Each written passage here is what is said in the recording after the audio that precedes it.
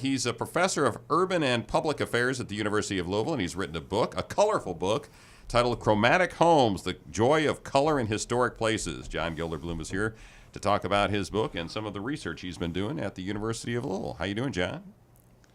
I'm doing great. I guess you're doing all right. You're here. You're upright, aren't you? The book's doing well, and Okay. I'm breathing. Okay. And all right. Well, let's start off with the easy stuff. What do you teach at UofL? I teach how to make cities great, how to make neighborhoods great, how to get neighborhoods and cities ready for climate change, and what we need to do in taking action in terms of sustainability and reducing this big heat wave, the fires and the floods. And we've had a really great story where we've brought in over $3.5 million worth of federal grants to relaunch neighborhoods that have been abandoned in Covington, Newport, and of course the work we've done in West Louisville with City View Park.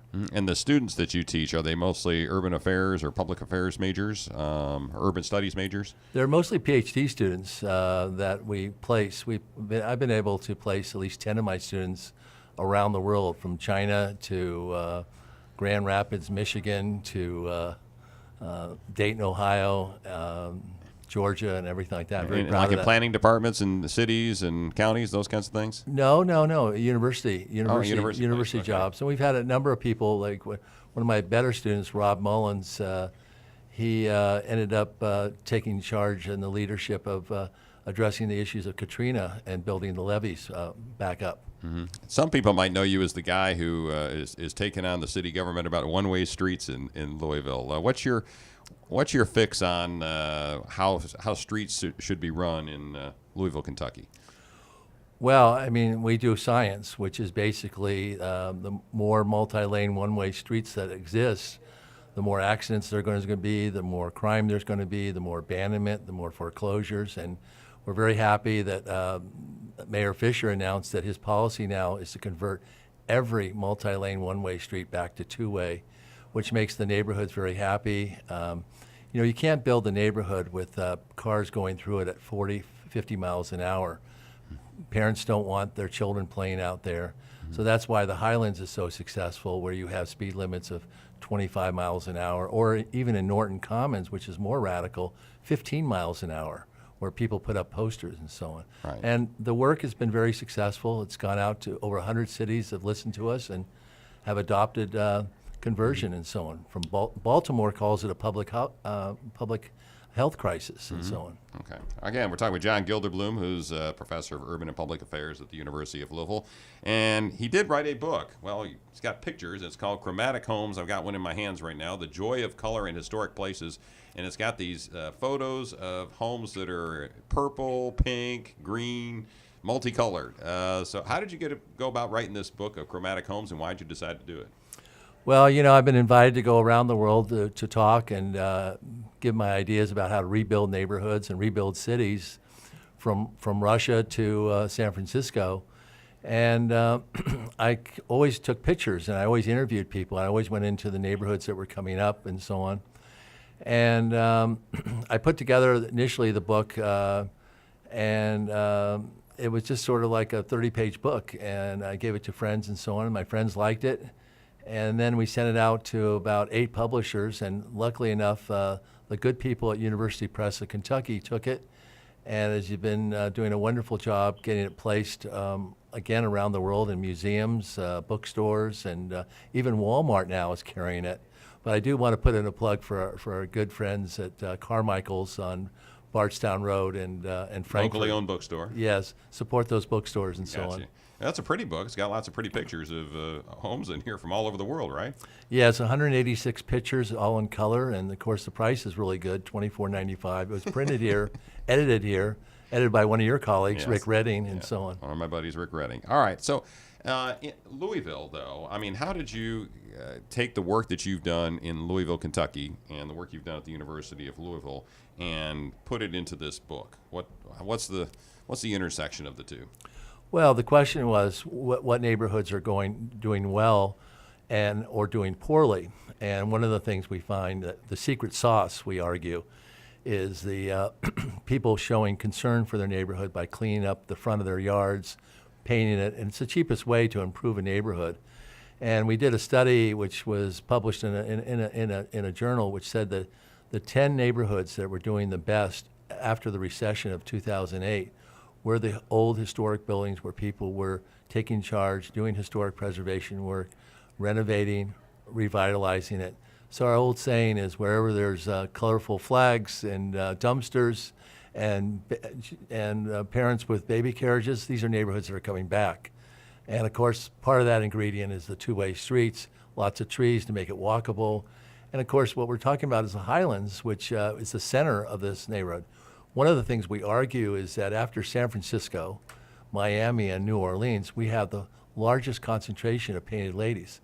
In 1996, When you say painted ladies, what do you mean by that? 3 or more colors with architectural details enhanced on historic buildings and so on. We call it, Louisville's number 4 in the country? yes, number 4 in the country. That's hard to believe. I'm thinking as I'm driving through the Highlands, how many homes have 3 or more colors? Are there a lot? I guess I just hadn't noticed. Well, we found hundreds of them. Really? In 1996, there was one, which was published in this book called Painted Ladies, the 546 pages of books, pictures. But here in Louisville, there's been a renaissance, but it's never been recognized by the media. As soon as they found out Including I'm on me. this, as soon as they found out I was on the show, Courier Journal ordered up a big story on this book, which is going to come out in the next week or so. Okay, and so So thank you, Mark. well, you're welcome. So did they go and take pictures, or do you include pictures of some of these homes in Louisville in your book? Yeah, we have roughly 46 pictures of Louisville, southern Indiana. We also go up to Covington, which has had a great renaissance downtown. Newport as well. Just some beautiful places. And it's episodic. I mean, some of the pictures we already took have been repainted. The houses have been repainted. And so it's really interesting. But it adds value to the house. It adds value to the neighborhood.